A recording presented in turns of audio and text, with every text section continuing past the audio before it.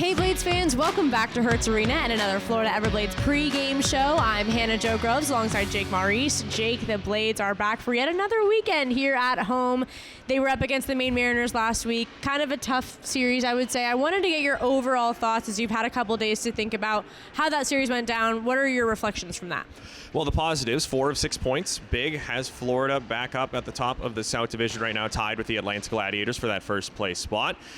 You had some good success on your special teams. Goaltending was excellent for the Blades. Defensively, Florida was strong. On the other side of things, 2 straight games, Friday and Saturday, with no goals at 5-on-5. That's certainly not Florida Everblades hockey. And, of course, that Saturday one, the goal getting waved off in overtime to, unfortunately, not count for Logan Lambton, and we don't win the game, and then we lose in the shootout. That's a really tough way to go. Overall, it was a week that really had a lot of playoff atmosphere to it. 2 teams that were pretty strong defensively, 2 teams that really limited their opponents' chances, gave it that kind of playoff style feel where there's not a lot of chances to take over a game. It can be one shot that's the difference, and unfortunately in 2 of the 3 games it was Maine who was able to find that shot. I wanted to expand a little bit more into special teams because especially on the power play, that's been a struggle for Florida in the past. However, they were able to show some strength in it in the series against Maine, and the penalty kill was pretty great as well. Tell me what or who kind of made the difference in special teams last weekend. Well, for the penalty kill, of course, Cam Johnson was great. Bailed out the Blades a couple of times with some big saves, and then you've got to give a lot of credit to the defenders like Connor Doherty and Jordan Sandbrook. They played some strong hockey well down a man for Florida last week. On the power play, coaches talked about it. Anthony Romano is the guy who gets everything moving for Florida. He operates off that left flank, set up for the one-timer, and he's got a great release that he can let go. Also distributes the puck really well, moves it, gets things going for Florida. Logan Lambton found the back of the net a couple times for the Blades during that week, so he was also a big factor for it. Scored Florida's only goal in the overtime loss on Friday.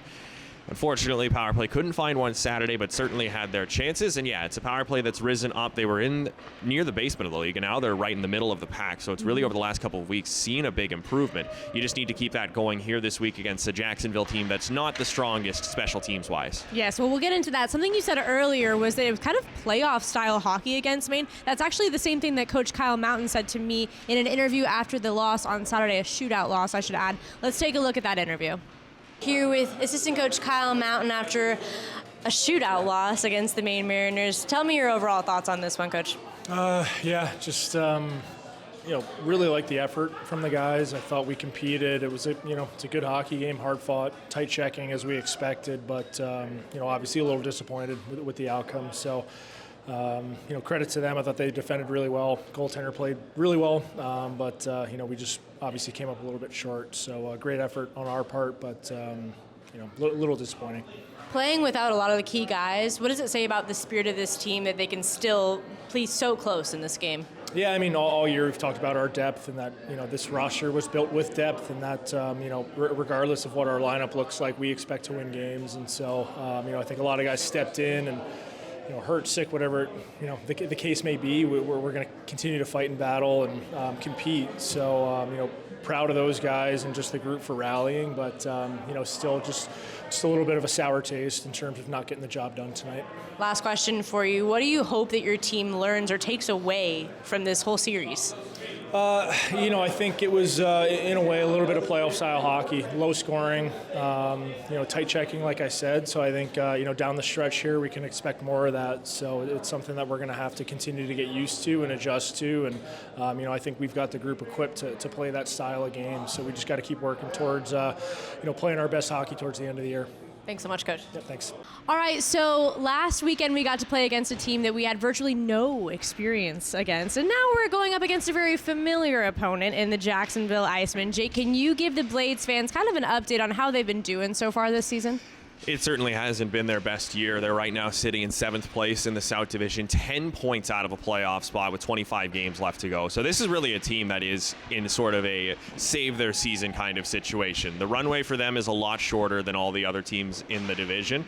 They've got to start stacking up wins, stacking them up now, and Florida's going to play a big part in the fate of Jacksonville. We play them 8 more times from now, including tonight, to the end of the regular season.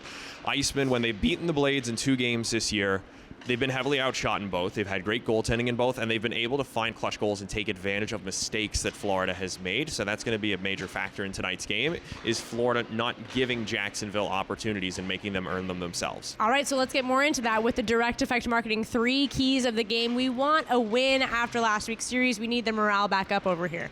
Yeah, so in order to do that, you want to have a really good start, and in particular, get an early goal. Florida, as mentioned, they've only scored 1 goal over their last 2 games, and that was a power play goal, not at even strength. You want to get driving right away, get onto Jacksonville early, and try and pot one in the first. I'd say 10 minutes of the game would go a long way towards getting a victory tonight. Second off, special teams. Jacksonville has the 3rd worst power play in the league and the 4th worst penalty kill.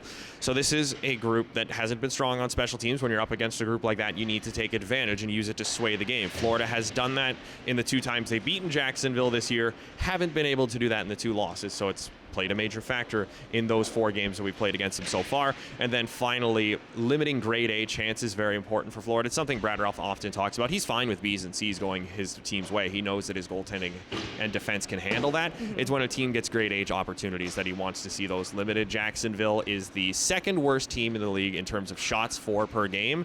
Florida's the best in terms of shots against. So really, if you can just keep them to the outside and prevent them from getting those edge of your seat, oh no opportunities, then Florida's going to be set up for a really good spot tonight to try and grab the win. All right. Well, tonight is circus night, and tomorrow is our first responders night presented by MDA. We have jerseys that we're actually wearing tonight and tomorrow that are up for auction right now on the Dash Auction app. Get your game worn or game issue jersey. Put your name in. That will end. The first 2 groups end Saturday night, and the last group ends on Sunday, and they're up for auction right now. So go ahead and put your name in. Again, that's to benefit MDA. So, Jake, next up, we've got warm-ups, and then it's the Jacksonville Icemen versus your Florida Everblades. We'll see you there.